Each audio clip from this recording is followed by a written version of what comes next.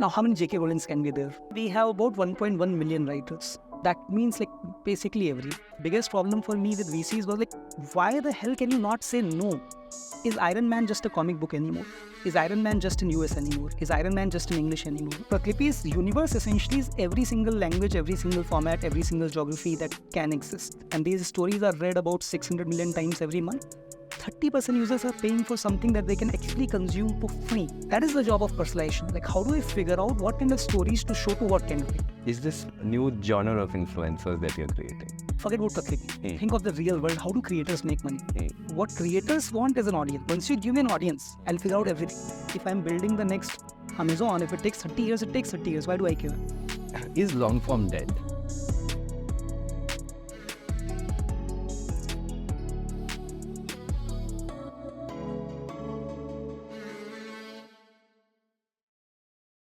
Ranjeet Pratap, thank you so much for giving us time for JarXchange. Welcome. Of course. Thank you for having me here. आपको अपनी first pitch याद है 2014 में? बहुत ही हल्की फुल्की. मैंने वो देखी. आप बहुत अलग लगते हो अभी उससे. But I wanted to start from there. It was a very nice pitch where you said there is a section of English-speaking people who, not English-speaking, but mobile internet consumption is English-speaking, and then there is a vernacular language. वो दिन और आज का दिन, can you tell us, is the problem statement still the same, or how has it changed, or the world has changed, because बहुत सारी चीज़ें 9 साल में change हुई हैं. तो generally, मतलब there are some things which you know for a fact that they are going to happen. It's just a matter of time. So like, some things were at least obvious to most smart people, definitely including me, that 90% of the country speaks in one of the Indian languages. तो कभी ना कभी तो internet पे आएगा ही. जब internet पे आएगा तो उसको अपनी लैंग्वेज में कंटेंट चाहिए होगा. तो I think this was clear to almost everyone. The difference was कि at that time most people were of the opinion कि कब होगा ये नहीं पता. And then there are also some people were like कि नहीं इंग्लिश इज एस्पिरेशनल लैंग्वेज, तो जब इंटरनेट पे आएंगे तब इंग्लिश में आएंगे. But that was like 10% of population. Most smart people knew कि कभी तो होगा. इट्स जस्ट दैट कि there was not enough consensus around कि अच्छा अभी होगा या 10 साल बाद होगा या 20 साल बाद होगा या 30 साल बाद होगा. Abhi, on the other hand, I don't think that question really exists anymore. I think there are still people who have other doubts. There are still some people, at least like maybe 10, 20, 30% people who are still doubting monetization, for example. But I think most people now know कि ज़्यादातर लोग जो internet पे India में आ रहे हैं, नए जो आ रहे हैं उसमें से 95% और even existing user base में भी easily 60, 70, 80% of user base is more comfortable with Indian language than with English. So I think अभी at least there's a lot more acceptance. What hasn't changed is कि उस समय भी बड़ा problem ये था कि there was not enough content in Indian languages.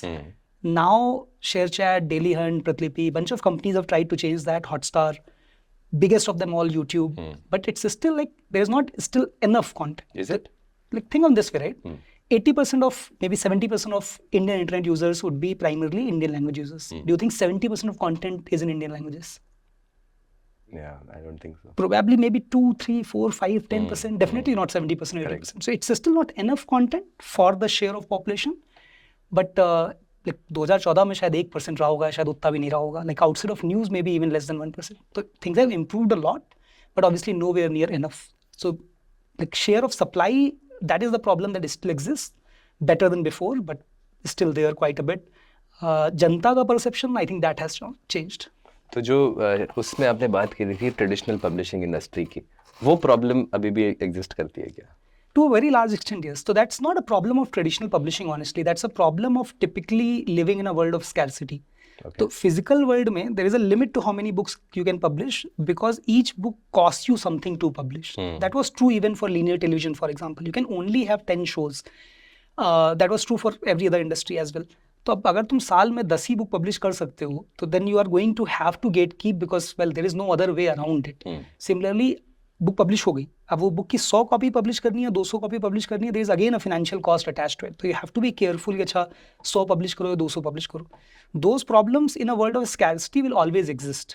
Versus on the internet, think of Netflix. Like it doesn't matter कि 10 show हैं कि 10,000 शो हैं. भाई तू कुछ और देख ले, तू कुछ और देख ले, तू कुछ और देख ले. सिमिलरली एक आदमी ने एक शो देखा या आज 1000 लोगों ने शो देखा, incremental expenditure is very close to zero. Like अगर लेट्स से एक प्रतिलिपि पे एक स्टोरी को 100 लोगों ने पढ़ा और उसके बाद 101वें लोग ने पढ़ा, तो 101वें आदमी ने जब पढ़ा तो मेरे लिए इंक्रीमेंटल कॉस्ट क्या आया? That is very close to zero. That is the cost that I pay for compute और स्टोरेज. और वो एक तो बहुत छोटा है, दूसरा टाइम के साथ cost of compute keeps on going down, cost of storage keeps on going down, तो it always trends towards zero. So that means कि for me those limitations don't exist that existed in the physical world. So I think that has started changing significantly for world of publishing as well. But like जो traditional publishing के challenges हैं वो तो हमेशा ही रहने वाले हैं. Those are structural challenges. Those are not. It's not publishing's fault per se. It's more like a structure ही ऐसा है कि इतनी ही book publish कर सकते हो, इसी price point पे रख सकते हो, no matter what you want. वो इकोसिस्टम ही ऐसा है.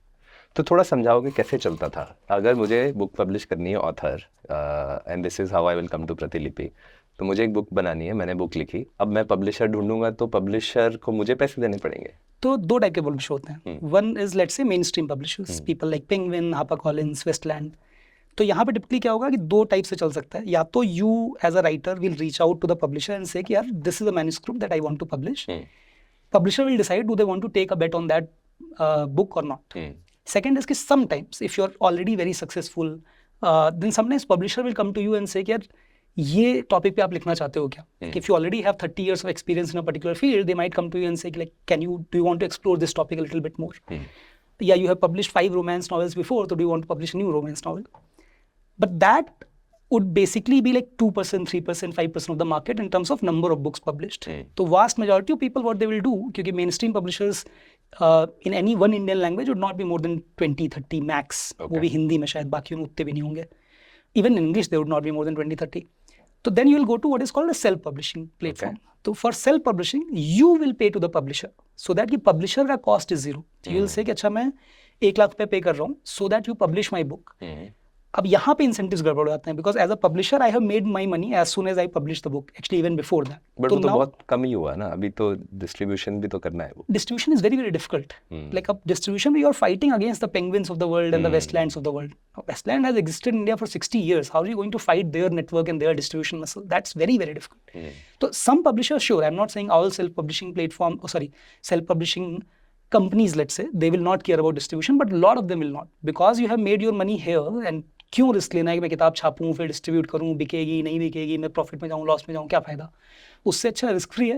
मेरा 20,000 खर्चा हुआ, 30,000 मिल गया मुझे, 10,000 फ्री में. तो for a lot of self publishing companies that was the model. उसमें रॉयल्टी होता था. In theory yes. So in theory अगर बुक बिकेगी तो तुम्हें मिलेगा, but in practice unless you are selling it, like for example Amish selling it, तब तक तुम्हें एक्चुअल प्रैक्टिकली कुछ नहीं मिल रहा. और कितना होता था रॉयल्टीज? कुछ स्टैंडर्ड होता था? Typical publishing standard would be between 5% to 15% in general, which is actually quite a bit, to be fair, क्योंकि cost structure इतना high है. Again, think about it, right? Like कोई प्रूफ रीडिंग करेगा, कोई उसका मैन्युस्क्रिप्ट एडिट करेगा, कोई cover image बनाएगा, फिर पेपर का कॉस्ट है, फिर रिटर्न्स आएंगी बुक जो नहीं बिकेंगी. तो even 15-20%, unless you have very high scale, it's very difficult to make it work. Like if you did not have Penguin's scale, a 20% royalty for a smaller publishing house would actually be almost killing them. So it's not that, again, there might be some publishers who are bad, but for most publishers, the math would not work out if you give a higher royalty. तो 2024 में क्या book लिखना is a profitable venture or no? Depends on how you define a book. So for most people in the traditional sense of the word, the kind of books that a Penguin or HarperCollins or self-publishing companies publish, 99% people will not make money. Just to be fair, that sounds like a bad thing. It's not. Think of writing as any kind of other art. How many sports people make money? How many actors make money? How many athletes make money? Like दिखने में अच्छा लगता है कि IPL में करोड़पति बन गया. Make 19%. Okay. But that is true for any performative art. Like it doesn't matter whether it's painting or writing or acting or playing cricket or playing football or doing something else. So the model is such that the only X percentage of total populace will actually make a reasonable amount of income. And that is even true for modern platforms. It's not even just about traditional platforms. Even on YouTube, for example, or Netflix, for example, only the top 5% would make money. The difference is that traditional publishing, mein, let's say you publish 10,000 titles in a year. So 5% of those make money means like 500 make money. The difference with YouTube would be that you would suddenly have 10 million creators. Now, if 10% make money, that's 1 million people making money. Got it. So that is the major difference. The scale changes. और scale 2x, 3x से change नहीं होता, scale order of magnitude से change होता है. Like 2x और 3x की जगह पे 20x और 200x order of magnitude change होता है. But percentage में देखोगे, so still only 1-5% people who make money. Doesn't matter if you're talking about TikTok or you're talking about Westland. Supply बढ़ गई वहाँ पे. तो अब इसके अंदर आप फिट करो प्रतिलिपि को कि विज़ ट्रेडिशनल इंडस्ट्री. जब आपने शुरू किया, जो मैंने आपकी पिच देखी, तो where does Pratilipi come into this whole ecosystem? Sure. So I assume when you are talking about Pratilipi, you are talking about a literature platform. हाँ, let तो me मैं start यूनिवर्स with पे भी that. आऊँगा, हाँ. but हाँ. So there are two differences. First of all, from a writer's perspective or a publisher's perspective, suddenly, like typically एक writer कैसे publish करेगा? 2 साल 3 साल सोचेगा, लिखेगा, manuscript ready होगी.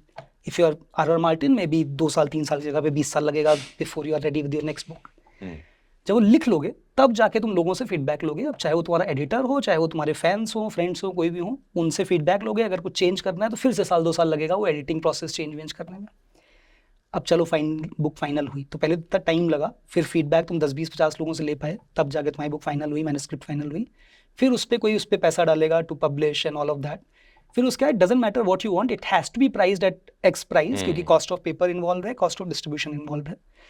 अब वो जब तक वो 10,000 कॉपी नहीं बिकती है तब तक तुम 1 रुपया नहीं कमा सकते. From a reader, so this is from a writer's perspective, and even then the best case scenario is you can make like 5%, 10%, 15% royalty. Now think from a reader's perspective. मुझे पढ़ना है, मैं कौन सी किताब पढूं? As of today, like the way it would work is, या तो मुझे कोई बताए कि मेरे दोस्त ने बोला भाई ये किताब बहुत अच्छी है तो पढ़ ले, या तो मैं कहीं बुक स्टोर में गया और मैंने 10-20 पेजेस देखे, मेरे को अच्छी लगी तो मैंने खरीदी. These are the only two ways that you will typically buy a book. तो डिस्कवरी डिफिकल्ट है. प्लस अगर मुझे खरीदनी है तो मुझे सीधे 250 रुपये, एक्चुअली 250 रुपये for smaller book in Indian languages, otherwise 600 रुपये दे के तब किताब मैं खरीद पाऊंगा. तो मुझे पता चलेगा अच्छी बुक है कि नहीं है.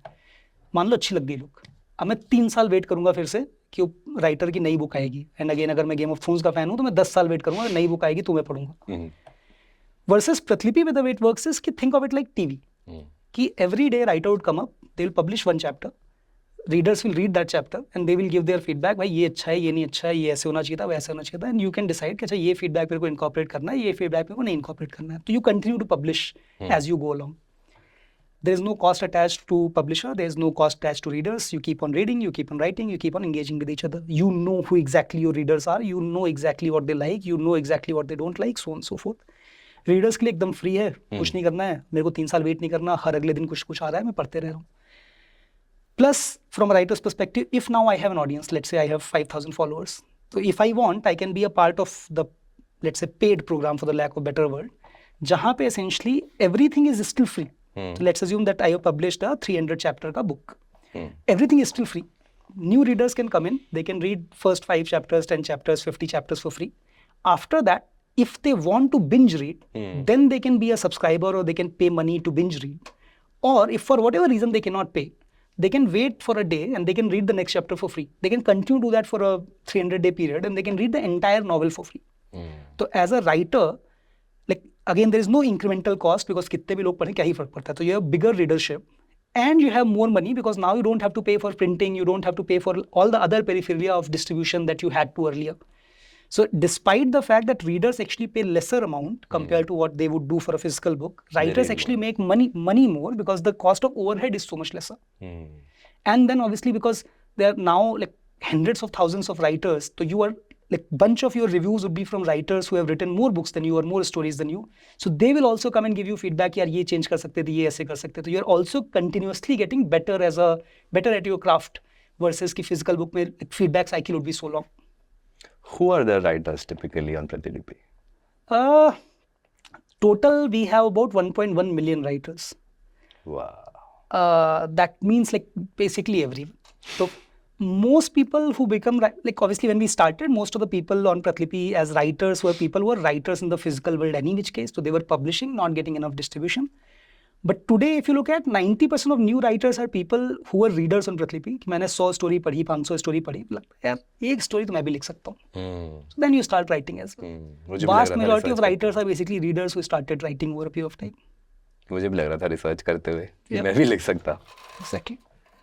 ठीक है, तो एक बार प्रतिलिपि का आज यूनिवर्स समझाओ.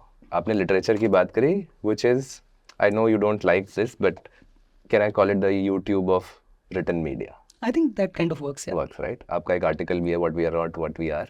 But यही हो गया, democratization of content हो गया. और but अब आज प्रतिलिपि का यूनिवर्स क्या है? Right. So remember I was talking about that there are some things that you know are going to be true. It's just a function of how much time it is going to take. So generally, a lot of Pratilipi's strategy comes from focusing on areas where we know that something is true. It's just that it might take time before it becomes visible. Stories were always powerful. Stories were always consumed, from mythology to like 1,000 years back to today, and they will likely be even 1,000 years out. Obviously, languages will change. Like 1,000 साल पहले संस्कृत और Latin था, आज Hindi English है, 1,000 साल बाद कुछ और होगा, who knows? Formats will change. Stone tablet पे लोग लिखते थे, पेपर पे लिखते थे, मोबाइल पे लिखते हैं, पता नहीं कहाँ पे लिखेंगे, पढ़ेंगे, सुनेंगे, who knows? But stories themselves will still be there in some way or form. That's one part. The other part is that great stories have always traveled across to other mediums, other formats, other languages. So generally, a good example would be something like Iron Man that I usually give. It started as a comic book for children in US in English. Is Iron Man just a comic book anymore? Is Iron Man just in US anymore? Is Iron Man just in English anymore? Or is Iron Man just for kids anymore? None of that is true. Like it has traveled across all of this. So our thesis at Pratilipi was that the best stories always will do that. Now our job is that instead of one person sitting and guessing which story should be Iron Man, like can we actually let the data and the users decide which story are the most powerful? And once we find those most powerful potential stories, then we leverage them into all other formats, all other languages, all other geographies. So Pratilipi's universe essentially is every single language, every single format, every single geography that can exist outside of China because of strategic competitive reasons. But like everything else is fair game. So obviously as a startup, you can't start by doing everything. So we started by building online literature product. Then we launched Pratilipi Comics, which is just like literature, but for comics. Then we launched Pratilipi FM, which is just like literature, but for audio. And then we took over two companies, IVM Podcast, which is a podcasting studio, and Westland, which is a publishing house. Then there could also be formats or geographies where we can't directly go, either because we don't have enough capital or because we don't know how to do it, we don't have the know-how. In those cases, we license our stories to ecosystem partners who can then work on that. So our first TV show was released about 2 months back that got adapted to a new language about a month back. Our first web series was launched, I think 10, maybe 20, 30 days back. The season 2 had just come out, I think last week. Our second TV show was launched today. Similarly, we have licensed bunch of like audiobooks to other people before we had Pratilipi FM, bunch of other stuff as well.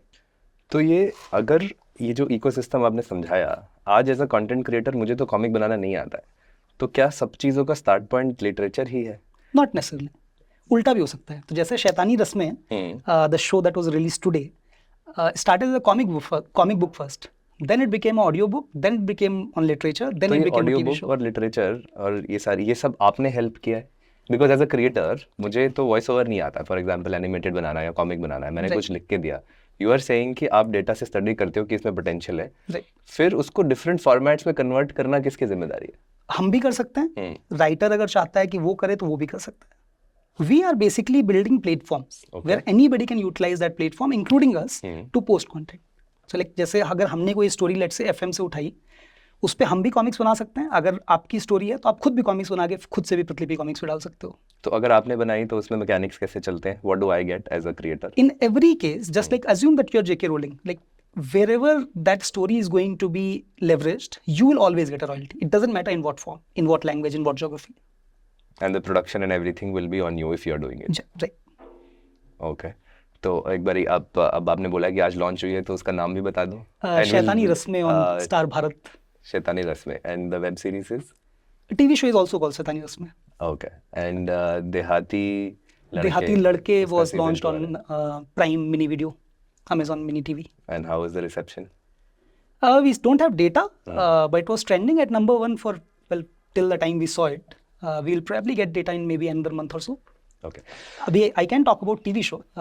So the original one that we launched in Bengali, that show is called Love Bhi Hai Aajkal. That is number 7, number 8 across all Bengali TV channels. Nice. And that was launched like less than 3 months back.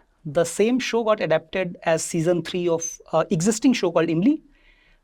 For the last 1 month, Imli has been number 2 across all TV channels.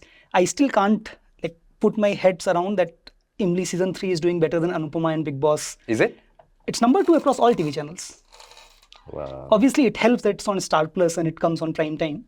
But it's still like, as in everybody in my family watches Anupama, for example, like, it's still hard to wrap my head around. And it's the most expensive for advertising also. Okay. तो आज की date में going back to the 2014 problem that you had mentioned, आपके platform पे English versus other languages का क्या split रहता है? English, I think we should still be like maybe 2%, 3%, Okay. both on readership and on writers. And can you stack rank? Sure. So Hindi and Malayalam are now actually roughly equal. Hindi used to be largest for a long, long time. It's still probably the largest, but Malayalam is roughly about there. Followed by Marathi and Bengali, which would be number 3, number 4. So these would be the top 4. Okay. How much money can a typical creator, or just say, okay, talk about, if you can, average earnings, or say the top 10 creators जो आज प्रतिलिपि पे कमा पा रहे हैं? Average is 0. Only about, like as I said, only about, so let's give actual numbers, right? So roughly about 6,000 writers as of today make money where they can withdraw money from Pratilipi. Like they make more than, I think 50 rupees if I'm not wrong, in a given month. So they can withdraw that money. And that's out of 1.2 million writers. So the average user make nothing. But top 10 writers, for example, would each make upwards of 1 lakh every month. The top 3 writers would make like 4 or 5 lakhs a month. Is this a new genre of influencers that you're creating? Can I we don't call it such influencers? I like, do they influence people? They do. So can you call them influencers? Sure. But it's more fiction, entertainment, less about a specific direction. I'm not big on jargons in general. They are creators or they are writers, they are storytellers.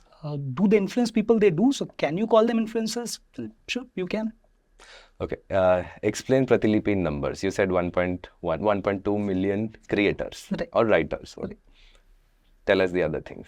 So on literature, we have about 1.2 million people who have published at least one story at some point in time, out of which about 50,000 people are active in a given month, people who are writing something in a given month. These people have cumulatively published about 12 million stories on the platform. Wow. And these stories are read about 600 million times every month. How many readers?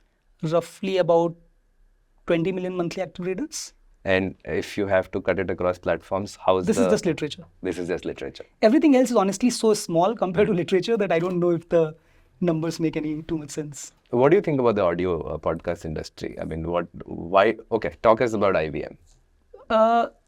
Podcasting in general, I think it has been a funny format where there was a lot more interest from creators and brands before there was enough interest from the audience. I think in last 6 months, finally audience interest has started catching up. For other formats, let's say for example for literature, we knew for a fact that we'll not be able to monetize till we get to a very large engaged audience set. Because and it doesn't matter whether it was from brands or from users, because it was still a new thing. Versus podcasting, maybe because of US, somehow like brands are very happy to kind of support, the brands are very happy to engage with podcasters and all of that. It's just that total number of active listeners has been pretty small. So I think that has started changing in last 6 months. A big thank you to YouTube, also to other platforms, including Amazon Music. But I think YouTube has been the biggest platform that has kind of just made podcast a thing in India at least. So very bullish on in long term, but it has just started happening. Like the numbers are not anywhere close to what the typical media journalist folks seem to suggest, at least in my opinion. I think actual people who listen to podcasts in India would not be more than 20-25 million active monthly. And then why IVM? It's a bet for the future, is it? No, our thought process is pretty simple, that within audio as a format, there are broadly 3 types of content. The biggest one is music by far, which is globally maybe about $35-40 billion industry. The second biggest is audiobooks or audio entertainment, which would be about $4-5 billion. The third biggest, at least 2-3 years back, was podcasting, which was about $1 billion. It was pretty clear 3 years back itself, thanks to Spotify, that music had no money. So people who had built user basis music, the problem was like only 4-5 music labels control most of supply, which means that it was very hard to kind of maintain any kind of margin. So all the music platforms started expanding into podcasting. At that time, it was pretty clear you will move to like audio books or audio entertainment next. So our thought process was like audio books or audio entertainment we have to do because it's just another format for the story that I already have. Now, either I can wait till they come and kill me, or I can like go into the other direction and start podcasting as well. Okay. And we spoke about traditional publishing media, then we spoke about Pratilipi literature, and now you have gotten and joined hands with Westland. तो ये shift क्यों हो रहा है? Again, it's not a shift. It's just another format. Like physical book is just another format. So today, for example, like we would have books that were published by Westland. We now also have partnership with other people. Okay. So we have bunch of books, for example, which were published by HarperCollins that you can now come and read on Pratilipi. Same for Westland as well, and vice versa. Like a book is or a story performing really well. So think of again, go back to the problems with traditional publishing. You don't know how many books will this sell. So should I publish? First of all, will it sell at all? And if it sells, how many will it sell? So I don't know if I should invest into this book at all. And if I invest, should I invest for 1,000 copies or 5,000 copies? And that makes a lot of difference for your printing cost. Now we have already proven stories. We know that people like this story. We know that not just people, we also know men or women in which area, in which kind of people like this story. So with all of that data, it becomes so much easier for Westland to say, okay, this is a story that I want to publish. And I think that 10,000 copies will sell. It will sell in Indore, but will not sell in Jaipur. So I only have to distribute in Indore and not in Jaipur. So thought process, it's just another format for us. It's just that every time like you can expand to a new format, that's good for the creator, that's good for the consumer. And the part that a lot of times people miss is that it's actually good for the ecosystem as well. So every time, for example, a Game of Thrones new season will come, it's not just that people will go and watch that season. It's that some of that people will also go back and watch or read the book. So it makes the overall ecosystem also more valuable. आज प्रतिलिपि की pitch क्या है? Our broad pitch essentially is this: कि starting with India and then hopefully over the world, 50% of every single story across any format, games, TV shows, movies, books, podcast, audio, whatever, should start from IP that is owned by literature, that is owned by Pratilipi. Like maybe comics mein somebody else wins, maybe audio mein somebody else wins, maybe TV mein somebody else wins. It doesn't matter as long as that IP is also available across our ecosystem. So that is the thesis. Can you explain IP? IP is like the original story. It's like the original idea, the original narration, the original characters, the original universe. Somebody has to create that universe. So that original universe, the original narration, that should originate from us. So just to be clear, it's not that it has to. Like we have also done the opposite. For example, Yariya 2 movie was released and T-Series partnered with us to convert that into a comic. So we have done that as well. But at least it should be a part of the Pratilipi ecosystem. तो इतने scale पे जब इतने सारे creators कर रहे हैं तो ये IP isn't it a big challenge कि अगर मैं कंटेंट क्रिएटर और मैंने पब्लिश किया, how do you know it is my original story? Because can we call this all user generated content? Most of it is. User generated content, right? तो उसके अंदर एक प्लेटफॉर्म कैसे इंश्योर करता है कि मैंने कुछ नहीं छाप दिया? Yeah, absolutely. I think copyright violation is one of the biggest challenges that any UGC platform faces. The other challenges, of course, like for example, hate speech, incitement to violence, pornography. No, especially for Pratilipi because it can make money, right? True, and true for again all social UGC media पे मैं कुछ डाल भी दूँ तो कुछ इतना ज़्यादा वो नहीं है because it's very prevalent. I'm just saying if I make money out of it, it makes a lot of difference. Actually, it's opposite. On Pratilipi, it's harder because typically you'll only monetize if you have very long form content. So you can't, like on Reels, for example, let's say Instagram, you can copy a short reel and you can still turn on ads and you can still make some money. Or YouTube Shorts, for example, you can copy an entire thing or you can do a incitement to violence speech, like just 1 30-second clip and you can still make money. On Pratilipi, the only way for you to make money is if you're writing like 100,000 word novel over like 6 months. So it's very highly unlikely that you will not get caught before that. So actually, it's much less likely for Pratilipi than for typical social media platforms. That's still one of the biggest problems. Again, financial incentive is actually a very small incentive. The bigger problem in India, at least, is that a lot of times people don't have a concept of copyright at all. So it's like they're not doing it with any bad intentions. It's more like, at least in 80%, 90% cases. But fine print कोई नहीं पढ़ता है ना, मतलब it's very difficult to understand. मेरे को WhatsApp पे आता था, मैं शेयर करता था. तो मैंने एक स्टोरी पढ़ी, मैंने शेयर कर दी क्योंकि मुझे अच्छी स्टोरी लगी, राइटर को और पॉपुलैरिटी मिल रही है. Without thinking, you can't do that without asking the author.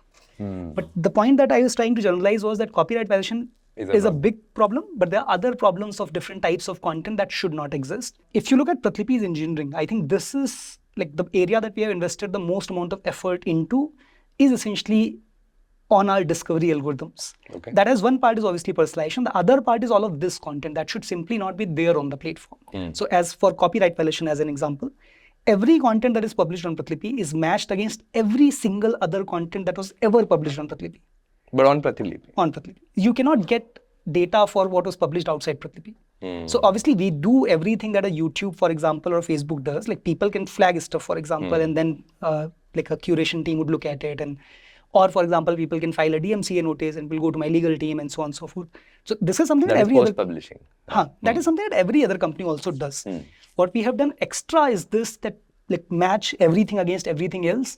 And if a similarity is above a certain percentage, like there's an automated rule-based system that for first violation, for example, send a warning email and take down the content. For the second system, suspend the account and so on and so forth. Like, what is the difference between a Photoshop and a Canva and a ChatGPT? Like, it's just more sophisticated, sure, but it's still just a tool. Like, as long as the original IP belongs to you, I don't care whether you wrote it, whether you bought it from someone else, whether like whatever else happened. Are you the legal rightful owner of that IP is what I care about. Now, the law will evolve, of course, that are you the legal rightful owner of that IP? And as it evolves, we will evolve as well. But my thought process, both as a user and as a tech person, is essentially that it's just a tool. Like, what you are doing, your creativity is what matters at the end of the day. And the second thing is, you spoke about it briefly, is content moderation. किस तरीके का content? हाँ, अभी so- आप age तो पूछ नहीं रहे हो, मैं platform पे गया था, Right. right? तो now there is certain amount of content जो कि शायद एक set of audience के लिए नहीं है. तो how do you solve that problem? So first of all, Pratilipi, as of today at least, our terms of service will typically say it's only for people who are 16 plus. That's more like we don't want to take the risk. Like I think children's future is so important that you just don't want to take the risk, honestly. Like it So there is cannot be nothing pure UGC. like YouTube Kids as Pratilipi Kids. Someday there would be, Okay. but it's just such a big moral responsibility that I don't want to do it till like children's content has to be 100%, like 100% human moderation led. It may not be only human moderation. You might have tech as well, but like, it cannot be pure UGC. The risk is just way, way, way too high. Both on a legal basis, but more importantly on a moral basis. So again, there are two types of content. There's content that is illegal, that should not be there on the platform for whatever reason. I spoke about copyright theft and incitement to violence, some other things. Similarly, certain kind of pornography, for example, would be just illegal. So we have our data models which will try and predict which content crosses that boundary, and that content is automatically removed. Again, a rule-based system that whether you just suspend the content, whether you give a warning to user, whether you block the user itself, and so on and so forth. Then there's content which is legal. It's just like not relevant to you for whatever reason. Maybe, for example, it's a bad quality content. Like in theory, can you go on Pratilipi and just type one dot and then hit publish? Well, of course you can. It's a UGC platform. Who am I to stop you? But if I show you a story on which, like, once you click inside, there's just one dot, it's not a good user experience for you. Or maybe it's a good story. It's just not a story that you like. For example, you spoke about erotica. Maybe you don't like erotica. Somebody else might not like romance. Somebody else might not like horror. Like I get anxious if I read horror, for example. That is the job of personalization. Like how do I figure out what kind of stories to show to what kind of people? It's not my job to like play the arbiter. That job is done by the governments and the regulators. It's my job to make sure that, like, first of all, that I enforce the rules that are there. And second of all, that can I build the right kind of personalization where the kind of stories that you see are the kind of stories that you like versus the kind of stories that I see are the kind of stories that I like. So that is the second part of discovery that we invest the most amount of time and effort into. Got it. So if I am a content creator or a writer on Pratilipi, थोड़ा मेरे को revenue model और आप समझा सकते हैं that I don't know if you want to talk about the number of subscribers you have or जो आपका subscription amount है उसके अंदर I can read bunch of novels, right? तो मेरे को कैसा पैसा आ रहा है creator? अगर मेरे does it depend on how many followers or readers I have on the platform or how is it distributed? Sure. For a moment, forget about Pratilipi. Think of the real world. How do creators make money? At the absolute top level, people are like, there are people who are like J.K. Rowling, for example. Now, you will make money from IP licensing of different types. Book से भी royalty आएगा, movie से भी आएगा, game से भी आएगा, talk show भी करोगे, ये भी करोगे, वो भी करोगे. Brand endorsement भी करोगे. Same for Pratilipi के top writers. Pratilipi के top creators will make money from comics also, TV show also, Westland also, podcast also, audio also, and so on and so forth. So they will make money in 5,000 different ways. Now, how many J.K. Rowlings can be there? 100, 500? Like not too many. So the layer below that is the layer that can generate high quality content and on a high frequency basis. Like think of streamers, for example, on Twitch. Like if you publish high quality stream every day, then you can have subscribers who might be paying you directly for that content. But that only works if you have both high quality and you also have high frequency. So the same is true for Pratilipi writers, and I'll talk about subscription on Pratilipi, but they make money from subscription. Then the layer below that, either you don't have high frequency or you have high frequency but you don't have enough high quality. Like think of R.R. Martin, for example. Like you're publishing a great book but you're publishing it once in a while. Then it has to be one-time payments. So the same is true for Pratilipi in two different ways. One is that chapters can be unlocked like by using coins. So basically, this is a microtransaction that I'm reading your story, but like it's not consistently high quality, but this particular chapter is high quality. So either I want to tip you, I can give you a gift, virtual gift, or I want to read the next chapter, so I can use coins to unlock that next chapter. Or in the Westlands case, of course, I can go and buy that book. So both of these models exist where the creator is either high quality, like think of, for example, Chetan Bhagat. Like the book is high quality or may not be high quality depending on user's preference, but like it's going to come once in 2 years. So like then I'll just go and buy that one book, or as I said, tipping or microtransaction. So that is for the layer below that. And then there is a layer below that which essentially is either just starting up, or they are just not that good, or maybe they're good but they're just not as well known. So then there is ads. And again on Pratilipi, then there is ads. Ads. Yeah, the ads are a very small part. But the process essentially is that creators make money across all of this on Pratilipi. So it's like we have tried to essentially do what happens in the real world any which case. Once you look at Pratilipi as an ecosystem versus looking at like literature as a product, this is how Pratilipi monetizes. Now coming to literature or subscription. So we have two different types of subscription. The main one is called Pratilipi Premium, which is 150 rupees a month, where you can basically come and you can read whatever you want. So it applies across all creators. And the second one is called Super Fan Program, where you can subscribe to a particular creator. So if you're subscribing to a particular creator, it's pretty simple. Like some money comes to us, some money goes to the creator. Right. If you're a Pratilipi Premium subscriber, then basically look at how much premium content are you reading across what kind of books or what kind of titles. And then the revenue would be distributed across them. So obviously the actual algorithm would be a little bit complex to make sure that people don't game the system. And that is also why, even though we are very transparent, we can't talk about the exact algorithm. But it's basically about like how much you are engaging with what content is how your 150 rupees would be divided between different creators. और अगर मैं content लिखना चाहता हूँ प्रतिलिपि पे आज, मतलब take me through the entire journey, मुझे हिंदी में लिखना है, बट हिंदी लिखने में मैं इतना मतलब I am not that fluent, तो how does the platform work? क्योंकि ये बहुत बड़ी प्रॉब्लम है. अगर मुझे हिंदी में लिखना है तो मैं I am a native Hindi speaker but not a writer. अब वो लाइक जैसे Hindi writing is declining, right? तो किस तरीके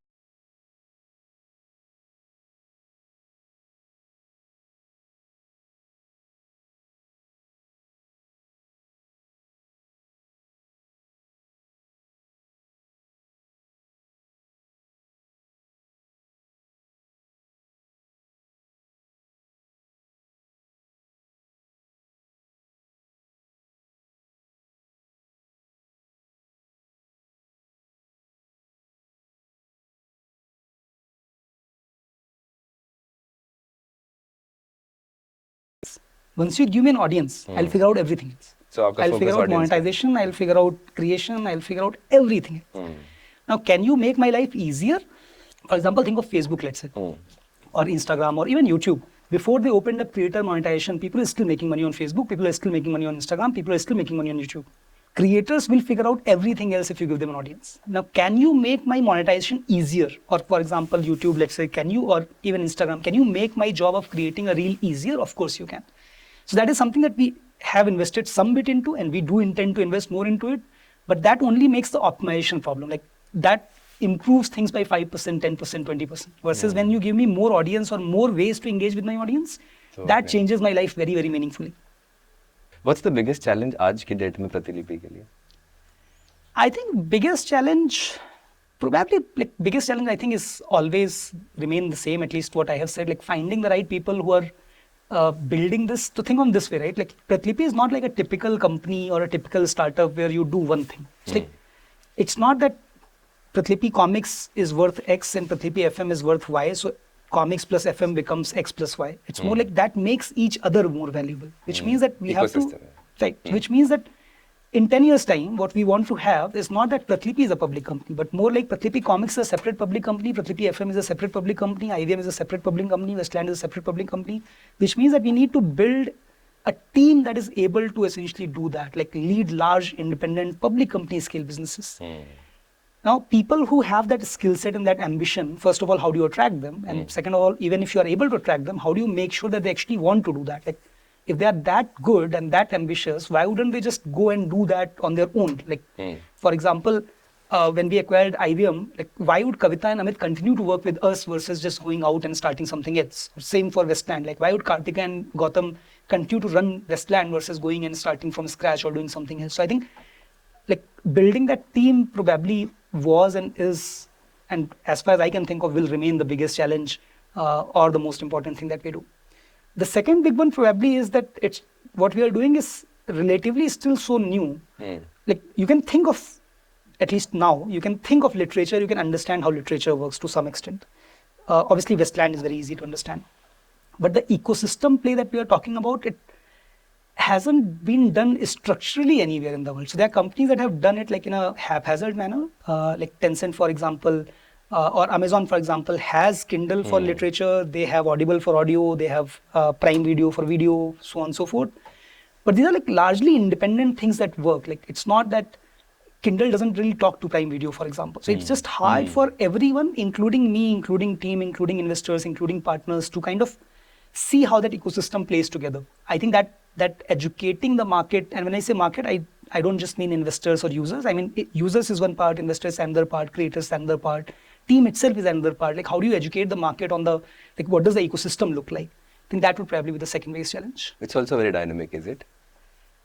Like the base concepts don't change, but nuances of course change. ठीक है. Is long form dead? I think, like, okay, how about this? Let's assume that somehow, magically, tomorrow, like R.R. Martin says that, you know, GOT, I am directing new season 6, new season 7, and launching it right now. How many people do you think will binge watch it? Everyone who has seen GOT. How is long form dead then? So what is the whole talk about attention span? People are lazy. I think most experts, most people just look at high level things and then they don't ask fundamental questions. They don't go deep enough. It's not like earlier in different question we were talking about that we are talking about two very different worlds. One world before internet, which is the world of scarcity where everything is limited. So the choice is basically about like, do you do this or do you do that? And those are the only two choices that you have. And then there is internet suddenly where the like your real estate is endless. So now you are in a world of abundance. Like there is no limit to how many shows YouTube can have. Unlike like a Star Plus can have best case scenario, let's say 48 shows, half an hour each. YouTube can have like 48 million. And like different people can still go and watch that. So, and because YouTube can have that, so YouTube does have that. Now what that means is like, how do you even stand out between them? But on Star Plus, for example, once my show was released, we know that 10 million people are going to watch it because what else are you going to do? Like you're on Star Plus, there's only one show running. You don't really have a choice. Like you go watch that or you just change the channel.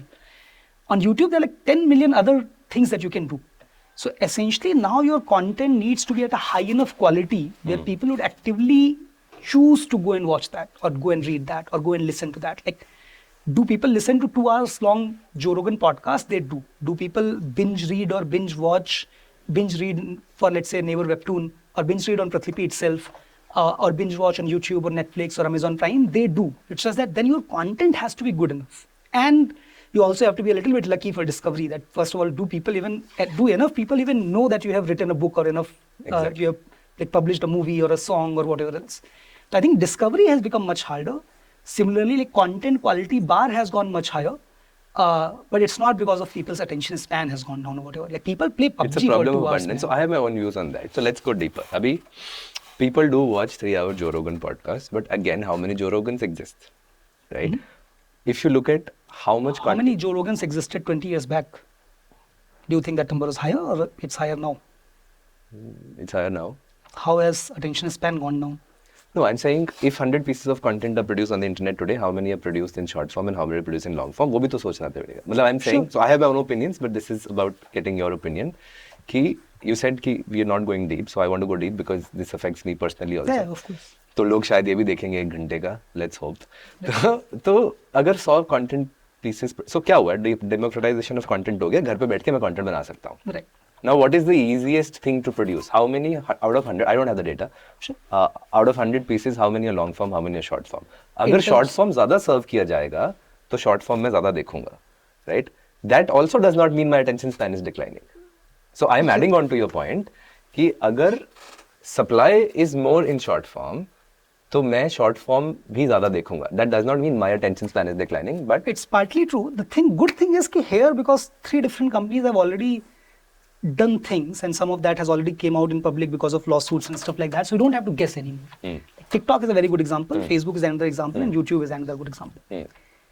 You're absolutely right that it's so much easier to create short form content. Like, assuming that the quality is same, then obviously is it easier to create a 30-second reel versus a 3-hour long video? Of course, it's easier to create a 30-second reel. Everything else remaining same. So content creation, of course, it's easier. Similarly, discoverability, is it easier for 30-second content? Of course, it's easier. So like getting the first 5,000 views or random views would always be easier for short form, because from a user's point of view, I don't have to commit that I'm going to spend this much time, right? That is a big reason of why when TikTok launched, both in China, Douyin, the original product, and TikTok globally, in both cases, they essentially said, like, how do I solve the chicken egg problem of like not having enough creators and consumers? Is that I will decide what content should you watch. Like, this is curated content initially, and then this is content that is personalized with AI, ML, something that you would like. Now that kind of brute forces the cold start problem, that suddenly you have content. Like, you don't have to worry about that marketplace dynamic.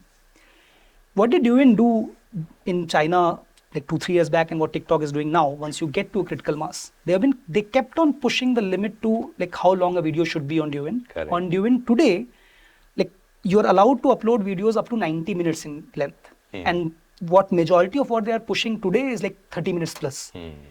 Same for TikTok. It's not yet gone to that level, but now they are pushing 2.5 minutes, 3 minutes to 5 minutes, and they will go into long form, because once you know that this is a creator that I like, or this is the kind of content that I like, then you want to go deep. Then you want to see a 30-minute skit, then you want to see a 3-hour movie. But like, is discovery of a trailer easier than discovery of a movie? Of course it's easier for trailer. Similarly, like on YouTube, for example, or Facebook, in both cases, Facebook's case that got proven in court a couple of years back, they said, like, and this is very funny because of how you kind of fool people who are lazy and who are not thinking from first principles. YouTube said that modern generation doesn't read anymore. Modern generation is into videos. And see, if you upload a video on YouTube, that has like 3x more reach than if you post a status update. And then it got proven in court that they were doing 2 things, both of which illegal. Actually, one illegal, one not illegal if they hadn't lied about it, is that one, they were giving more reach up to 650% to videos. And second, that even after that, they were still lying.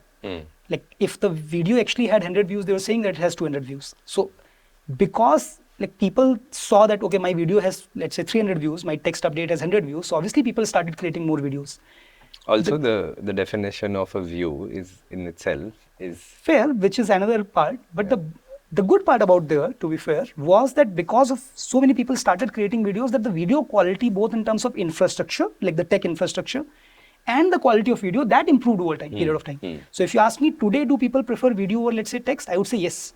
Because today what a video on a mobile screen means is much closer to what a TV screen video means versus what it used to mean 10 years back. 100%. So like that has changed now. But was that like true when Facebook was saying it? It wasn't. Same for short video. Like today, for example, can there be short videos which are actually more engaging or as engaging as a long form? They can. That is because TikTok lied and they did all of that. But today the quality has gone so much higher, both on tech infrastructure and on quality, that might be true. But that's a strategic choice made by a company or made by a management or a CEO. That's not fundamental human nature. Like it's Correct. not that people's attention spans has gone down. For whatever reason, founders, like again, forget about their motivations, they were able to influence the world to move towards certain format or certain type of content, sure. But that can happen for short form or long form or whatever else, and that still would be true. And like a good example is PUBG. Now, like people used to play games 10-15 years ago. Like I used to play Age of Empires, and most people are like, how can you play a game that lasts like 30 minutes? It's like most games that were successful were supposed to be like Counter-Strike or Dota, where you could finish something in 2 minutes, 3 minutes, 5 minutes, like a Candy Crush, for example. Versus now there are games like which require a lot longer to play as well. That's not that people's attention span now has gone higher. It's like the game dynamics are such that that game takes that long. So same for any other format. So attention span is not declining, it's a problem of abundance that we spoke about. But is readership declining? Again, depends on how you define readership. So if you define readership as people who read a book, like physical book, of course it's declining. That has been true for like very, very long time. In India, that has started happening now in 2-3 years, but that was always going to happen. We always knew. It's like the way, at least I explain, is that print media had its limitations of what all could you do, what all did you require. So when TV came along, it suddenly became so much more easier that print started declining then. It's just that at least as a share of entertainment, it's just that the base was so small that print people did not see it. They still saw, okay, earlier I was growing at 12%, now I'm growing at 10%. I'm still growing. Yeah, growth rate has reduced. Yeah. So that happened 20 years or 30 years back. Then the internet came along and said, like, what TV, man? What are you talking about 30 channels? Here, have like 3 million channels. Now suddenly TV started declining. Again, both in US 10 years back, in India 2-3 years back, people did not see it because they still saw, okay, I'm growing at 4%. It's like you are growing at 15, now you're growing at 4, or a share of entertainment has still kept on declining. So internet made it even more possibilities of real estate, essentially, of what I can show, how good recommendation I can do, and so on and so forth. So TV started declining. So readership, when you look at books or a particular fixed format of consumption, of course it's declining. But readership in terms of are people reading, that has kept on improving. It's just that like what you mean by reading has decreased. Like look at, for example, a Wattpad or a Pratilipi or a China Literature or a Naver Webtoon. And Naver Webtoon alone, for example, I use like Naver Webtoon for maybe 6-7 hours a week, lot more than TV, lot more than anything except YouTube probably. So it's like, am I a reader? Well, depends.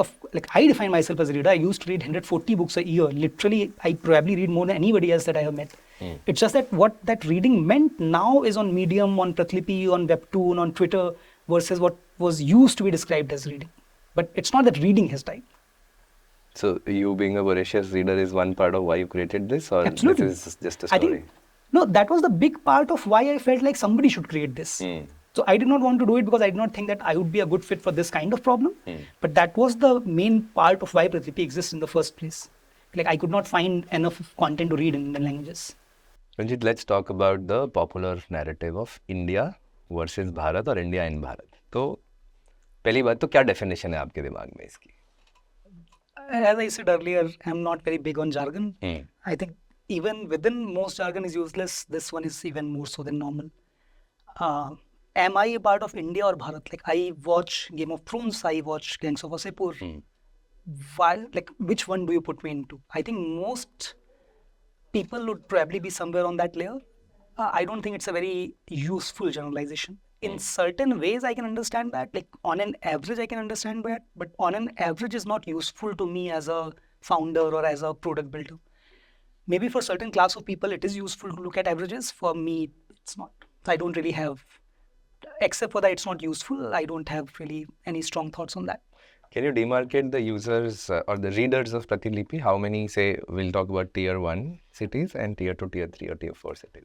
So for literature, we have about 3% users who come from outside India, Okay. about 50% users who come from top 7 cities, and about 46% users who come from other places, like smaller towns. Okay.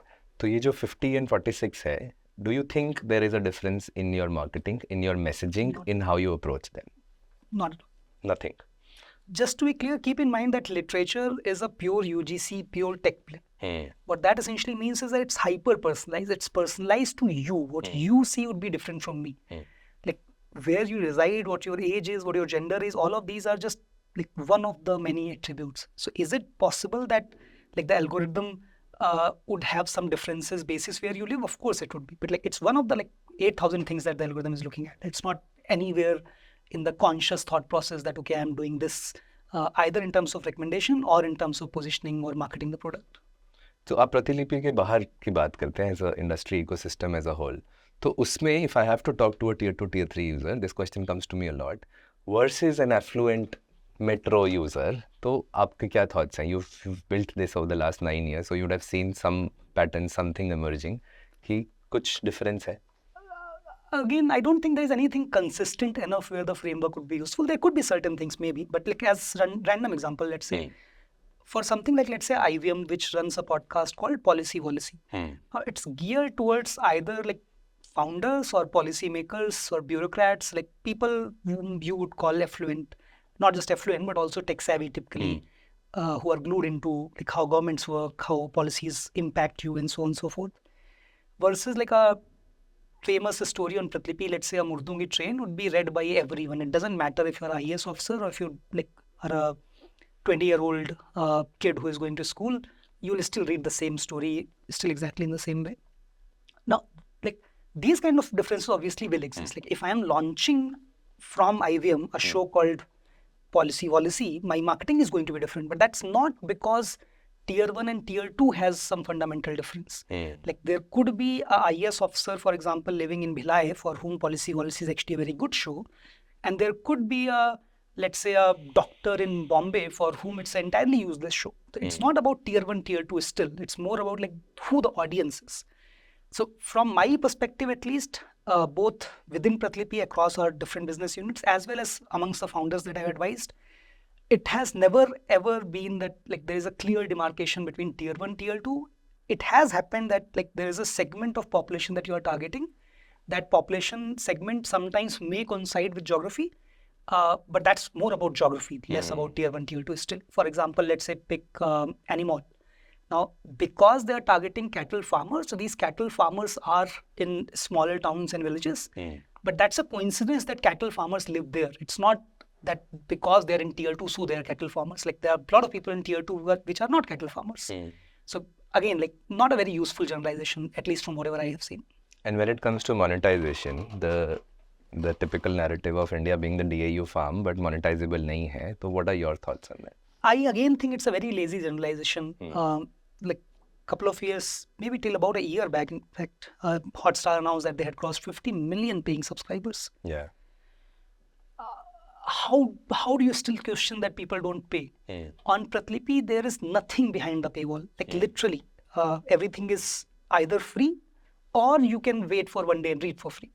And 30% of our users are on a daily basis are paying us either for subscription or for micropayments. So you're saying 30% of your DAU is a paid user.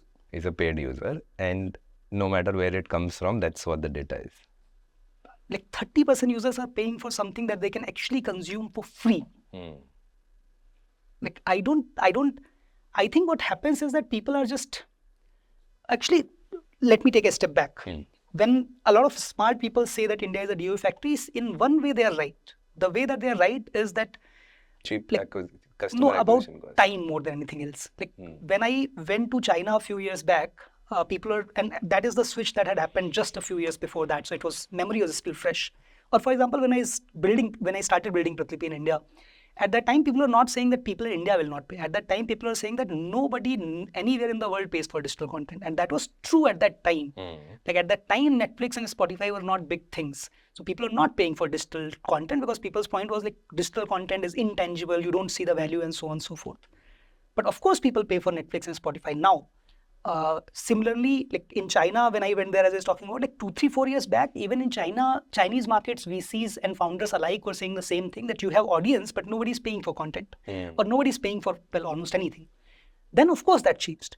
So typically what happens in any new economy is that you need two things to be true at the same time before you can monetize. One is that you need to have enough liquidity. Okay. You need to have enough high quality content or material that people can buy. Supply. If you enough high quality supply and then enough demand. And second, that people need to have a way to pay, both in terms of infrastructure, in terms of trust, in terms of knowing that what they are seeing is what they will be getting, and so on and so forth. In psychology, there is a concept of penny gap, for example. So it's not that as in paying even a single rupee for someone is much harder if I haven't done that previously. Getting that first dollar out or the first rupee out is difficult. So till 4 or 5 years back, especially for people who don't speak English or people who are not very tech savvy, there was simply not enough high quality content, not enough high quality things that I could do online or buy online. And that was a big, big problem. And even if you have a high quality fridge, for example, obviously I'm not going to pay the 50,000 rupees to buy a fridge as my first transaction, right? Usually your first transaction is going to be 1 rupee, 5 rupee, 200 rupee. And that would usually happen for content. So that was a big problem. That started changing. Again, big thanks to Hotstar, but bunch of other people as well. And the second problem of being able to pay that 5 rupee or 200 rupee, that required the infrastructure that UPI built. That required the trust that multiple different startups operating at the same time built.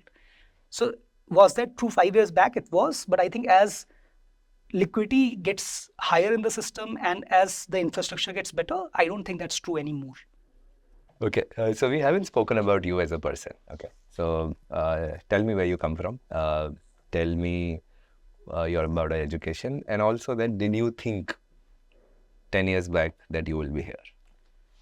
So I was born in a very small village, less than 1,000 population village in Raebareli, UP. My father was in army. My mom was a homemaker.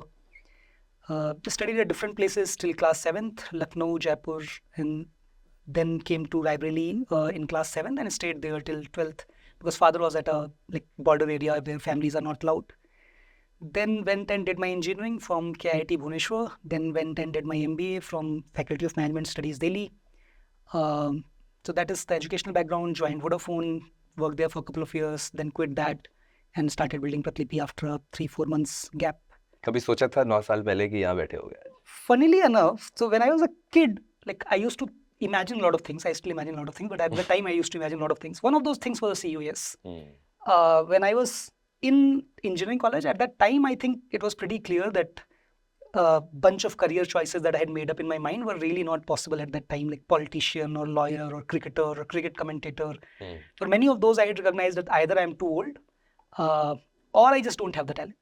So by that time, it was clear that I'd probably be building a company of my own at some point in time. Same for MBA as well. I had in fact almost half quit FMS in first year. That like, what is the point of spending another year when I can just go and do it right now? The only time when I did not want to build a startup after I grew up a little bit was when I actually started up. So when I quit Vodafone, my plan was not to build a company. My plan was to find a founder that I liked and who looked like somebody who is even smarter and even more ambitious, and then join them. It's just that I did not find anyone like that. So that's how I started building. And talk us about the first few weeks of Pratilipi. I mean, how did you find the right people that you are First working few weeks, actually, let me talk about first few months before Pratilipi. So I quit my job at Vodafone because it seemed a little too easy. Bunch of other reasons as well, but mainly because it was just too bureaucratic, too slow, and too easy. And I did not want to do easy things. I did not want to do slow bureaucratic with? Was money a things. problem back then? Or it was fine? So, like in my village, if you make 7-8 thousand a month, you are okay. So I knew that I can make 7-8 thousand a month. So like it was not a real money has never really been a motivator for me, even at that time. Like first job maybe yes for the first 2 months. After that, like so quit my job. My plan of action, because I wanted to find a different founder that I wanted to work with, was to essentially go and meet as many founders as I could. So I said, okay, like where all should I go? Basically, like, wherever you have friends, so that you can stay with them and then go and meet people. So I went to Delhi first, Delhi NCR area, then to Mumbai, Pune, and then I had kept Bangalore as the last one because whatever I had read, like Bangalore is where most tech founders were. So I came to Bangalore again, started meeting people, and I was staying with my cousin and a friend of his. So that friend has been with us for 7-8 years now in Pratilipi. Like he joined us later on. Every day I'll like come back and I'll talk about XYZ, what I'm thinking, how I'm thinking about this. So at some point, after like a month or so, when basically we started saying that now we should shortlist something, like either which company to join or what to do. So I was particularly bullish about two different ideas, especially this one that became Pratilipi, and I was walking and talking and all of that. And I decided that this seems like an interesting idea, number one. Number two, like I have talked to so many people about this idea that they can probably give me feedback on what seems right, what seems wrong. So then we slept. Next morning, I called all of these people and said, like, you guys have heard me talk about this for such a long time. Now this is what I'm hoping or planning to do. What do you think? Many of those people are people who basically either joined me as co-founders or later on as early employees. Nice. And I don't think like if this was not idea that they had heard about before, I don't think everybody would have joined. So first couple of months was essentially just figuring out number one, okay, I know the broad problem that exists. The broad problem is that there's not enough Indian language content, but I don't know the specific details. Like I don't know why isn't there enough content. Like I don't know what I should start with. Should I start with a publishing company, comic company, tech company, something else? So one part was figuring out like, okay, what is the first hypothesis? How do you want to start? And the second part was like, how do you build a team? Like who are the people that you're going to work with? I had barely worked for 2 years. So money was not a motivator, but it's also not like I could pay people money. Like, so it was like, okay, who can work with me, who is good, who I like, and who will not ask for money. So that's how the early co-founding team and all of that came along. So initially when the 5 co-founders came together, and I would say actually 5.5, like One friend did not join because we wanted to have a backup option, somebody who can pay rent and all of that. He joined Pratilipi after 3-4 years. So living at the same flat, working there, playing around together and all of that. So once everybody joined, I made a chart like, if things go right, this is what I think Pratilipi would look like. Okay. We are maybe about 80% there now. Coincidentally, most startups go through different pivots or different extensions. In our case, it has still largely remained the same. Mostly coincidence, not anything else. But like, we still wanted to have that initial hypothesis. So that was the initial hypothesis. And that's how I think the first few months essentially were. Were you well versed with the VC industry, raising funds and everything? In theory, yes. I read a lot, right? Like, so I read, well, almost everything on the internet that was available about the VC industry and the tech startup world and all of that. In practice, no. Zero experience. Talk us about the first check. First check was very funny. So I used to kind of participate in a bunch of B-plan competitions for money. That like, if we win, you make X amount of money. So I'll go to whatever B-plan competition that would shortlist us. Which events? Yeah. The first money, I think, if I remember correctly, came from IIT Bombay, Eureka. They gave us 5 lakhs tranched in 2 parts, I think, if I'm not wrong. Bigger part of those events was that a bunch of people would come to us, like bunch, when I say, I mean 1-2 people in every event. So like, why don't you let me invest in the company? We got like 7-8 such people who offered, at least 2 which were serious. In one case, we did not like the person. In another case, we did not like the terms. And I was very arrogant, confident, whatever you want to call it. It's like, we can manage. Like, we are not going to be raising money. So I kept on borrowing money from my friends to pay for rent and like whatever server infrastructure, a little bit here and there. Then one day, Abhishek Gupta from Times Internet reached out and said that we are opening accelerator in Bangalore. I think we were the second batch. And why don't you apply? So like, we are already ahead of the accelerator stage. I'm not applying for accelerator. He said, okay, why don't you just come and meet and then you decide? I said, okay, fine. So we did a call with them and their team. Funnily enough, we liked the team. So we said like, okay, like even if we don't need the accelerator, like, we can definitely utilize the money. So they invested 30 lakhs for 8%. That was the first external investment. Then we went through the accelerator phase and then the real hell started, because now with 30 lakhs, we had hired more people.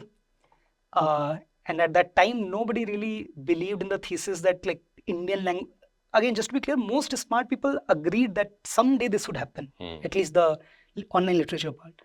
It's just that they also said like, we don't know when this would happen. Like, I don't have, as a founder, I don't have a fund life. Like, it doesn't matter if it takes 20 years. If I'm building the next Amazon, if it takes 30 years, it takes 30 years. Why do I care? But as a VC, you would rather prefer that like you're able to return your fund. So that was too early in the market. Not even too early in the market. We don't even know like, when this would actually be true. So was there any precedence of, you would say, Pratilip is trying to build so-and-so, no competition? I don't know actually. As in, at a very high level, Daily Hunt, because they were doing something in Indian languages. And then there were media companies, not tech companies, which were doing like news and stuff like that. I think maybe 1-2 years after we started, a bunch of other people came along who were trying something. ShareChat started roughly at the same time as us, maybe 3-4 months here and there. But I think it was basically ShareChat and Pratilipi which were talking about UGC as a thing. Daily Hunt, like, even though it was for Indian language, it was more like a aggregator than a UGC platform. Yeah, so that time was hell. Like Nexus, we had pitched twice, and they we really liked them because they had said no both times. Like Indian VCs don't like saying no. Actually, that's probably true everywhere in the world. So I think only 3 people said no to us, one of which was Nexus, which said no twice. And then they also led our seed round, a different partner though.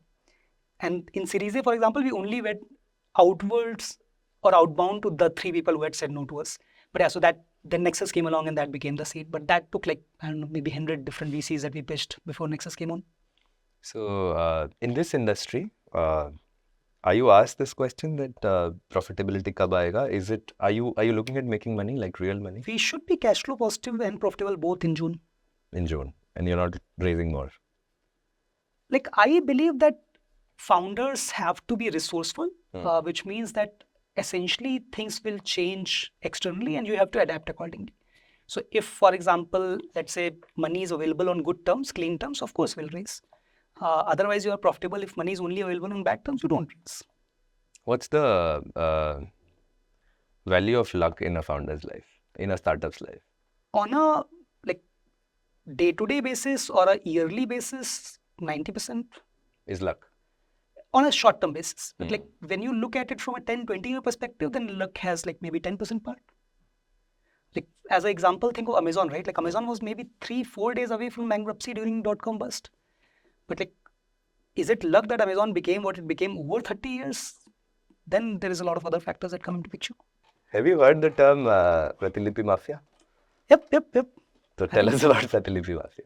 So remember, we were talking about that at Pratilipi, we want people who are very smart, very ambitious, very driven, so that they can build verticals or business units that can be large independent companies someday. So if you're actively looking for people like that and you're building a culture like that, of course, some of those people are going to go and start new stuff. So I think the number one reason why mid to senior people leave Pratilipi, I think in maybe 70-80% of cases is to build a startup. Like very rarely do people leave Pratilipi at mid-level and go and join a different company. It's impossibly rare. Now there are, I think, 7-8 companies that have been started by Pratilipi founders. The two which are the largest in terms of both money raised and active users are Kutum and Animal. In case of Kutum, they have 4 founders, all 4 of which are ex-Pratilipi. In case of Animal, originally there were 5 founders, 4 of which were Pratilipi. And both of these, funnily enough, started as hackathon ideas within Pratilipi. Oh, is it? In fact, And you Kutum funded was the them? idea that I pitched in the hackathon. As in, it was not exactly this idea, but it was essentially like something like Facebook groups or like Discord, but at a hyper scale. And then a bunch of other people have started over a period of time. So now there would be like at least 7-8 companies, I think, that have started out of Pratilipi. You mentioned that it's rare for mid-senior level people to leave Pratilipi and go somewhere else. So what are you doing differently in this whole startup world? I know अगर हम culture की बात करेंगे तो 2 घंटे लग जाएंगे, but tell us a couple of things that you've done to create this kind of culture. I think the first thing is that we are extra transparent. Like people who are working at Pratilipi, they know, for example, how much cash I have on my balance sheet. They know what we actually do a board meeting walkthrough with everyone. Like, okay, this was discussed in the board meeting. The only thing that is changed is if there are ESOP, like related things. Everything else is there in the exact same board meeting. People know what my calendar is. People know who I'm meeting, which VC I'm pitching to, and all of that. By people, you mean the leaders? Everyone. No. Everyone across the company, even if you're an intern. So I think that transparency helps. Second, I think we have an extra high independent culture in general. So I often say this, that a typical, let's say, SD2 in Pratilipi would have more freedom than a typical CEO at a Series A or Series B company. And when it comes to the startup ecosystem, have the things changed when you started and today? And what do you see 10-20 years down the line for India? I think the biggest 2 changes. One, that it has become a lot more acceptable, both in terms of starting up and working in a startup. I remember when we hired our first intern, 2 different people from my team had to go to Chennai to convince the kids' parents. Like that was funny. I don't think that, as in, it still exists with some people, but like now it's a lot easier. Correct. Similarly, for example, it used to be a real thing that if you have worked in a startup for 3-4 years, it doesn't matter as a founder, as operator. It was actually difficult to go back to corporate job. Corporates would look at you like as if you have just wasted your 3 years. Sometimes even not wasted, sometimes as negative. Like it's not even 0, it's actual negative. Today, on the other hand, most tech companies actually look at it as a positive, that 3 years at Pratilipi would probably count as 4 years at Amazon for most tech companies, if not more than 4 years. Is it? But is it though? Yeah, absolutely, 100%. So the route back, tech to startup and then startup to tech route is open? Like not just open, it's actually like you get extra bonus points. Okay. Most companies. Because I face this problem. I used to say it's a one-way journey. It was a one-way journey. That's what I'm saying. Like that is the first thing that has changed. It literally was a one-way journey till maybe 5 years back, 4 years back. And it probably still would be a one-way journey for any non-tech companies. I'm assuming that HDFC would probably still not look at working at Pratilipi as same as working at Axis Bank. I don't know if that's true or not, but like my guess is it would not be true. And it would still probably be a net negative. So I think acceptance just in general has changed. Second thing that has changed is just the network. So remember I was saying that like when we started building Pratilipi, the biggest problem for me with VCs was like, why the hell can you not say no? So that I stopped wasting my time. Now on the other hand, if you are lucky enough to know even 2 founders who have either put in capital or who you can talk to. Like if I call Sequoia and said you would give an answer, Sequoia is giving an answer. It would still be a no, but at least they will not string you along. Or for example, like if an investor knows that like it doesn't matter who, a successful founder is on your cap table, for example, let's say, they're not going to give you like absolutely trashy terms. Yeah. So I think that network being stronger has become a lot more valuable. Like that did not used to be a thing. Maybe for some people, like if you're IT Bombay alumnus, maybe yes, but like outside of that, I think that accessibility was simply not there. Versus today, I think there's pretty good accessibility, especially in Bangalore, but overall also it has improved quite a bit. And what do you think 10 years down the line? I think 10 years down the line, the experiment money will largely come from other operators. And after, like, VCs would exist for scaling, like the terms as well as like experiment would become experiment, like what people call PMF would become like something else, and scaling would become something else. So you would fund the experiments, the startup founders? Yes, and I don't mean just founders, I mean like operators in general. One, because cost of experimenting keeps on going down thanks to technology. Earlier, of course, with cloud technologies, now with AI, and new things will keep on coming up. Plus, in general, technology keeps on getting cheaper. So, number one, that cost of experimentation will go down in general. And number two, I think people will have enough money where they will say that, okay, if it only takes 10 lakhs to test out whether or not this hypothesis works, then I might as well just like raise it from 2 friends and test it out instead of like going and fundraising for 4 months. I think that is going to be the big challenge. And second, because it's already a hypothesis that's proven out, so you will raise money and do things on X terms versus like today where the terms are decided by the financier that, okay, these are the terms at which you raise. I think we started seeing that in 2020, 1920, any which case with Notion and a bunch of other companies. But then the market shifted. But I think 10, 15 years, it's going to be like that. Ranjeet Pratap, thank you so much. Of course. Thank you. We should tell her to be a publisher on Pratilipi. Just one message for us. Oh,